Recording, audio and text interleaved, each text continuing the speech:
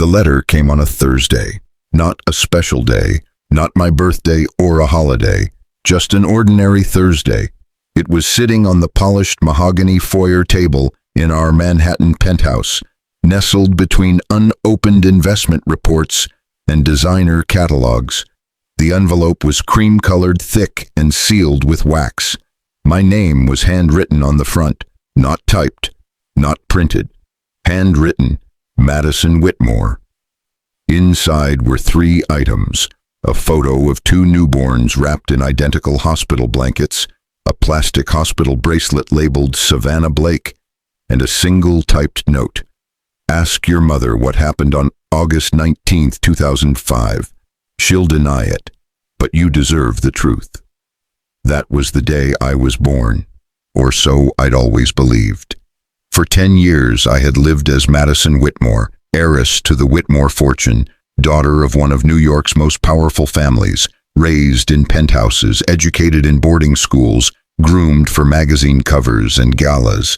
But that envelope, silent and unassuming, cracked something open inside me. A splinter of doubt turned into a landslide of questions, and by the time I finished reading that note, I could feel it. My life, the one I thought I knew, had already started unraveling, and there was no going back. I had lived as Madison Whitmore for 10 years. The name came with everything: wealth, legacy, attention. I was introduced at fundraisers before I could spell my name. At age 5, I had a walk-in closet. At 6, I attended ballet recitals in the Hamptons. My father, Charles Whitmore, was the kind of man who could buy a company over lunch and be back in time for a family photo that made the Wall Street Journal. My mother, Evelyn, was colder, always polished but distant, a woman who hugged like it was part of etiquette, not affection. From the outside, we were the dream, old money beautiful, featured in Town and Country twice. Inside, I was just tolerated. I went to boarding school at age 8. Not because I wanted to, but because it builds character, according to Charles. My classmates called me a princess, but I didn't feel royal. I felt outsourced. My room back home remained untouched, museum-like. Our conversations were rehearsed. What are your grades? Are you practicing piano? Never. Are you happy? And yet I never questioned it. Why would I? Everyone said I was lucky. I had everything, except answers. But then things started to crack, slowly and then all at once. The older I got, the more I noticed the little things, the family portraits that looked like everyone had been photoshopped around me, the way Evelyn changed the subject when anyone brought up childbirth, the fact that I never saw baby photos, not one of me in a hospital crib or coming home or in a stroller. When I asked, she'd say, "We were too busy living in the moment," but her voice would catch and her hands would tremble. Then the letter came. I waited until dinner. Charles was swirling his scotch. Evelyn had her usual glass of Sauvignon Blanc. We were halfway through dessert, lemon soufflé, when I pulled out the envelope. "I got a letter today," I said, placing it gently between their forks. Charles paused mid-sip. Evelyn glanced at the wax seal and went completely still. I saw it in her eyes before I said a word. Recognition. "What is this?" she asked. "I think you know. What happened on August 19th, 2005? A moment of silence, too long to be casual. Then Charles stood slowly and walked to the window. Evelyn's lip quivered. "You weren't supposed to find out," she whispered tight. That one sentence cracked the room in half.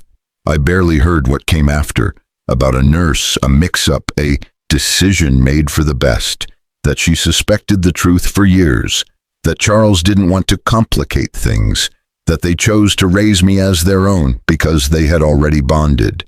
No apologies, no grief, just rationalizations dressed in silk. I excused myself before I could scream. I went to my room, shut the door, and stared into the mirror. Who the hell was I? For 3 days, no one spoke. Charles went back to work like nothing had happened. Evelyn sent a text that said, "We can discuss this when you're calmer." Calmer? I wasn't screaming, I wasn't crying, I was unraveling. The next morning, I ordered a DNA test kit. I swabbed my cheek and dropped the envelope at the concierge desk like I was mailing a thank you note. 10 days later, I got an email with the results. 0% match. Evelyn and Charles Whitmore were not my biological parents. I sat on my bed, numb. It wasn't a mistake. It wasn't a misunderstanding. It was truth. Clear, sharp, undeniable. There was another name listed in the report. Savannah Blake. 99.9% probability of being my biological match. Same birth date, same hospital, born just 14 minutes after me, according to the logs. Savannah. I searched for her. The internet showed fragments of her life. A public Facebook page, a few photos, a tiny apartment in Queens, a woman who looked like me but with tired eyes and a name tag from a diner. No private school, no horseback riding, no nannies or gala gowns. Just life. Raw, unfiltered, and hard. Her mother's name was Lila Blake.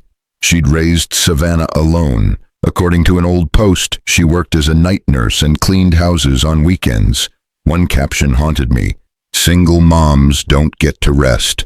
They just keep going. And here I was, sipping imported teas in silk robes.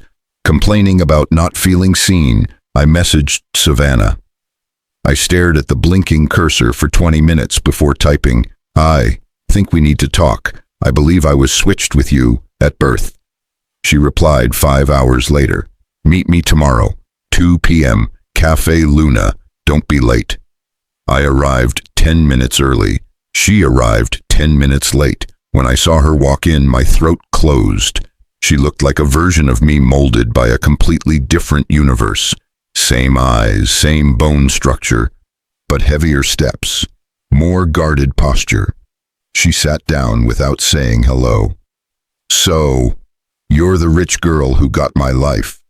I opened my mouth, then closed it. "I didn't know," I finally said. "Not until 2 weeks ago." She crossed her arms. "My mom knew. She tried to get someone to listen. They said she was unstable, that she was grieving. One nurse told her to be grateful the baby was healthy." I believe her. "She used to cry every birthday," Savannah whispered soon. "She'd look at me like she loved me and missed me at the same time. I thought she was just tired, but she always knew." I showed her the DNA results, the hospital records, the birth logs. I had printed everything and highlighted the inconsistencies. 2 babies born to 2 mothers in room 7B, but bracelet barcodes didn't match. She stared at the papers like they were holy texts. "I knew something was wrong," she said. "I just didn't expect it to be this wrong." Then she looked up at me. "You really didn't know?" I shook my head. She believed me. The next week was chaos. I confronted Evelyn again. This time she cried. "I was scared," she said. "Charles said we couldn't just give you back. He said we'd be destroyed in the press, that it would ruin us. And when I held you, I loved you. You didn't treat me like you loved me." I know. Charles wasn't as gentle. He sent a lawyer to my room, told me I'd signed an NDA when I turned 18, that going public could lead to a breach of trust. I reminded him I was 10. His silence told me everything. To him, I was always a liability, a problem to manage, not a daughter. Meanwhile, Savannah and I kept meeting. It started awkwardly, like staring into a funhouse mirror, but slowly it became familiar. We started trading stories, timelines, memories. I gave her photos of Lila from back then. She gave me stories about Evelyn, who apparently once held her like she was radioactive. We realized we'd both grown up missing something. Her, opportunity. Me, love. It wasn't fair, but it was our reality. And then someone leaked the story. Switched at birth. Whitmore heiress, not biological child. The headline was plastered across tabloids, news apps, and social feeds. My phone exploded. School officials called. Family, friends message vague statements of support. Evelyn stopped answering my texts. Charles sent a cease and desist. Savannah was hounded by reporters. Her mother nearly had a breakdown. So we made a choice. Tell the truth. Ourselves. In our words. We sat down and recorded a video. No makeup, no stylist, just two girls side by side. We told the story, from the day we were born to the day we found each other. We didn't ask for this, Savannah said, but we deserved the truth. I ended it with, sometimes family is about blood. Sometimes it's about choice, but no child should grow up in a lie. We uploaded the video. Within 24 hours, it had 6 million views. The comments poured in, I'm crying, this is unreal. Shame on those parents. Protect these girls at all costs. Hospital needs to pay, big time. But the one message that hit me most came from a woman in Arizona. Truth doesn't ruin lives. Lies do. You're brave for ending one. A week after our video went viral, Savannah invited me to dinner.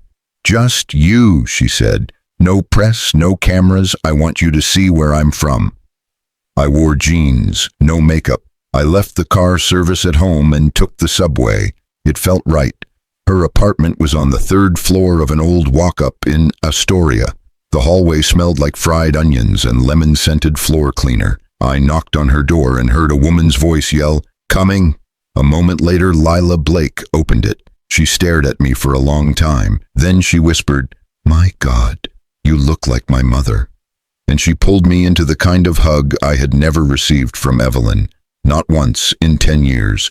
Dinner was simple. Spaghetti with homemade sauce, garlic bread, and lemonade from a powdered mix. We sat around a tiny kitchen table with mismatched chairs and a flickering light above us. And yet I felt more at home there than I ever had in a 10-bedroom penthouse. Lila told me stories about my early days, how she knew, even groggy from childbirth, that the baby she held wasn't hers, how she begged the nurse to double-check, how security was called when she refused to leave, how she'd spent years doubting herself because no one believed her, because she had no power. She didn't cry when she told me this, but I did. Savannah and I started spending more time together. Parks, libraries, long walks by the East River. We weren't friends yet, not really. We were still circling each other, trying to make sense of who we were to one another. Strangers by upbringing, sisters by blood, rivals by fate. One day she asked, "Do you ever wonder what your life would have been like if we hadn't been switched?"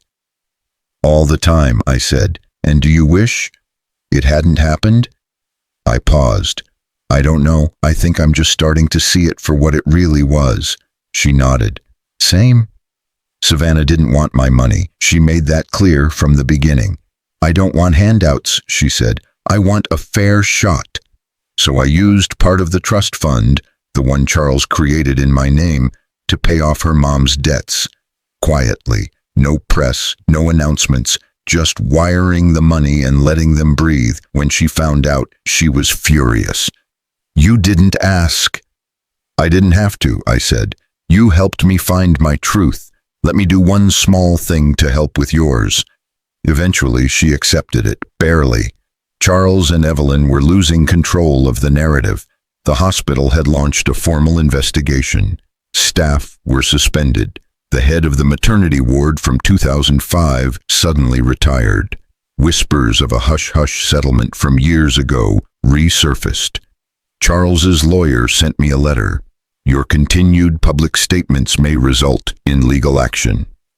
Evelyn called once, left a voicemail. "You're hurting people, Madison. Your father's reputation." I didn't listen to the rest. I was done protecting their version of the truth. Then something happened that cracked the foundation deeper. Savannah got invited to speak at a university panel about medical negligence. It was a small event, but Charles found out, and he snapped. He went on record with a news outlet calling Savannah a misguided girl exploiting a tragedy. Said she was using the Whitmore name to gain clout. Savannah didn't retaliate, but I did. I posted screenshots, voicemails, letters, everything they had tried to bury, I dug up and aired. Then I made one final statement. I am not a Whitmore, not legally, not genetically, and after everything that's happened, not emotionally either. I choose truth. I choose my name, and I choose to walk away. The post went viral. I got messages from strangers around the world. Some shared their own stories of adoption secrets, paternity shocks, or lost family. Others just said, "Thank you for speaking up." That night, Savannah came over. We sat on the floor of my apartment sharing Thai takeout and memories we couldn't remember but somehow still felt. "You know what's weird?" she said. "Sometimes I catch myself feeling guilty, like I'm stealing something from you." "You're not," I said. "You're reclaiming what was stolen from both of us." She looked at me for a long time. "You don't hate me." I smiled genuinely. "I think I'm starting to love you." It was the truth. 6 months ago, I didn't even know she existed. Now, I couldn't imagine my life without her, but we still had a long way to go. There were legal questions, media pressure, new lawyers involved from both sides. Charles tried to freeze my accounts. Evelyn tried to invite me to a charity event like nothing had happened. I declined, politely, then blocked her number. Some things even money can't fix. But something else began to take root. A sense of peace. I wasn't the fake daughter anymore. I wasn't a stolen heiress or an imposter in pearls. I was me, still figuring out what that meant, but finally walking in the right direction. By the time fall arrived, the media storm had gone from explosive to relentless. Reporters camped outside Savannah's building. News vans sat across from mine. Someone even offered to buy the rights to our story for a streaming docuseries. Savannah said no immediately. "We're not for sale," she said, and I agreed, though part of me was tempted, not for the money, for the justice, for the chance to control the story before someone else distorted it. In the end, we compromised. We allowed one outlet, an investigative journalist we trusted, to write a long-form piece. No spin, no drama, just the truth. It hit the front page of a major magazine under the headline, "Switched: How Two Girls Were Raised in the Wrong Lives and What They Did About It." The article exposed everything: the 2005 hospital error, the legal silence money had tried to buy, the decades of denial from the Whitmores, the lifelong trauma for the Blakes. It painted us not as victims, but as survivors. The fallout was immediate. The hospital released a public apology. A new investigation opened. A class action lawsuit formed, not just for us, but for 4 other families who had filed complaints in the same hospital over the same 2-year window. Charles Whitmore released a statement through his legal team. Cold, predictable. We acted in what we believed to be the child's best interest. No admission, no apology, just the preservation of a brand. Evelyn surprisingly requested a private meeting. Savannah told me not to go. She's only doing this to protect herself. I agreed, and yet I went. We met at a hotel lounge, neutral ground. She wore black and pearls like always. I wore jeans and no makeup, like me. "Madison," she began. "It's Blake now," I corrected. She blinked but continued. I'm sorry for everything I didn't say. For the things I buried. I don't expect forgiveness, but I had to say it." Her voice trembled, not out of guilt, I realized, out of fear, not for me, but for her reputation, her image. "I loved you," she said quietly. "No," I said. "You tolerated me. There's a difference. I didn't know how to love someone who wasn't mine." I stood. "You did. You just chose not to." She didn't stop me from leaving. That was the last time we spoke.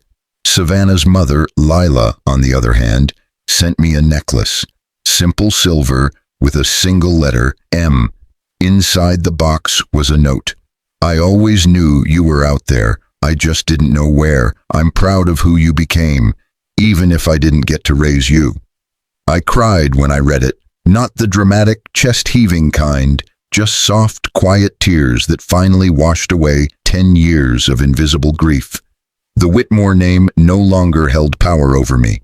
Charles had lawyers. I had receipts. He threatened to sue if I didn't return the money entrusted to me as part of the family legacy. My attorney replied with a simple message. Inheritance given under false pretense is not inheritance, it's fraud. The case never made it to court. They dropped it quietly, just like they tried to drop me. Savannah and I were invited to speak at a conference on medical ethics. I almost declined, but then I thought, why should the people who lied control the microphone? We stood on stage side by side. She spoke first. When I was a child, my mom told me life doesn't always make sense. She was right. But what she didn't tell me was that you don't have to make peace with lies. You can demand the truth, even when it hurts. Then it was my turn.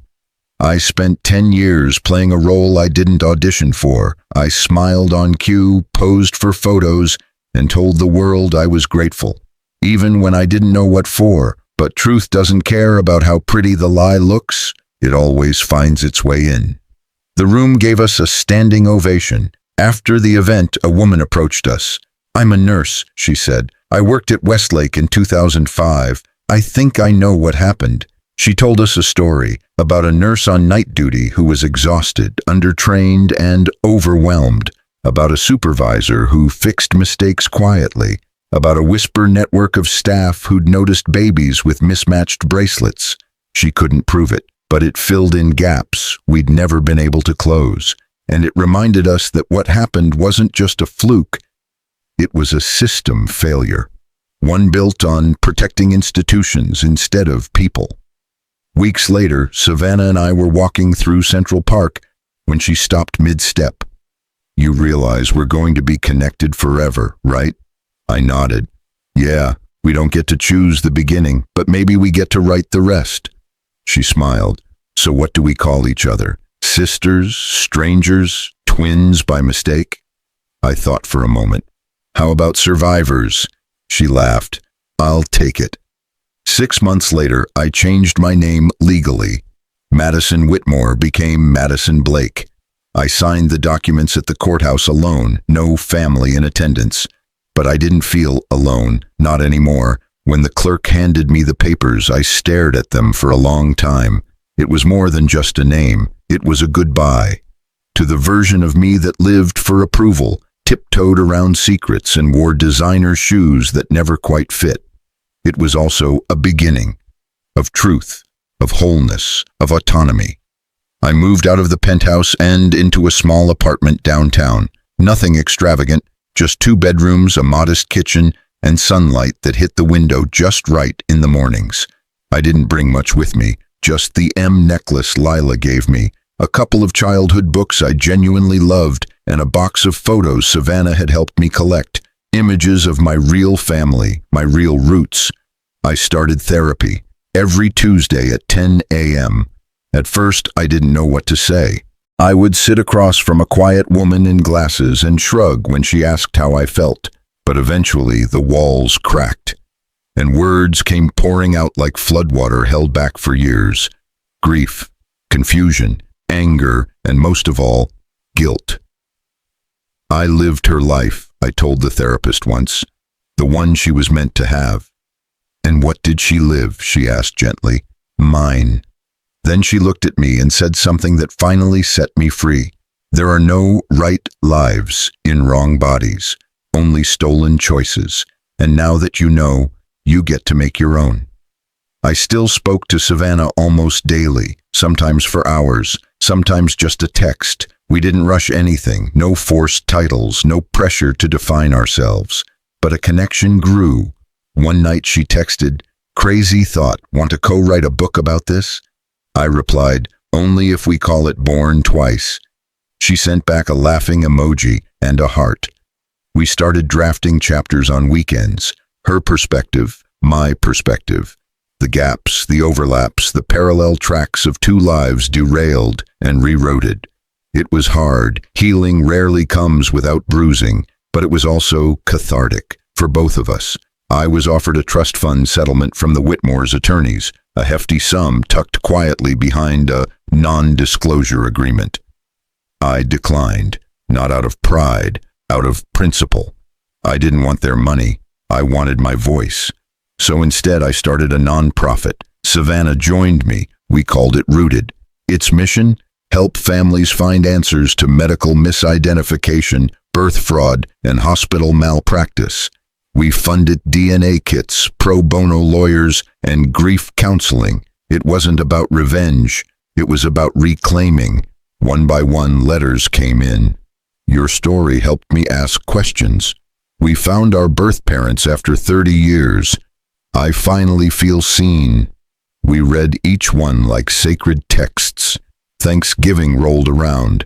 Savannah invited me to dinner. Just her mom, and a few close friends. I brought a pie, from scratch. It fell apart in the car. No one cared. We went around the table saying what we were thankful for. When it was my turn, I said, I'm thankful I found my way back, even if it wasn't the way I expected. Lila raised her glass. To the girls who had their stories rewritten, and decided to grab the pen. That night, I stood by the window of their apartment, looking out at Queens. The skyline shimmered in the distance, but it didn't pull me like it used to. Behind me, Savannah was laughing with her mom. I turned around, watched them for a second, then I walked over and joined them. Not as a guest, not as an outsider, not as the girl with the wrong name, but as someone who had finally come home to herself. And for the first time in my life, I wasn't performing. I was just being. Have you ever felt like you were living someone else's life? Like no matter how perfect everything looked on the outside, something deep inside you didn't quite fit? I lived 10 years as a daughter to the wrong family, chasing approval, performing perfection, ignoring the voice that kept whispering, you don't belong here. It took one letter, one test, one undeniable truth, to unravel everything and finally rebuild a life that was mine. If you've ever questioned your identity, your worth, or the story you were told about who you are, you're not alone. Sometimes we're raised in lies. Sometimes love comes in unfamiliar forms. And sometimes the most powerful thing we can do is stop waiting for validation and choose to define ourselves. If this story resonated with you, leave a comment below. Share your truth, or just let someone else know they're not crazy for feeling out of place. Let's build a space where healing isn't hidden and stories like this aren't buried. Don't forget to like this video, subscribe for more real stories, and share it with someone who needs to hear that they are not broken, they've just been unclaimed. Until now, thanks for watching, and remember, you're allowed to walk away from the life that never fit you and create the one that does.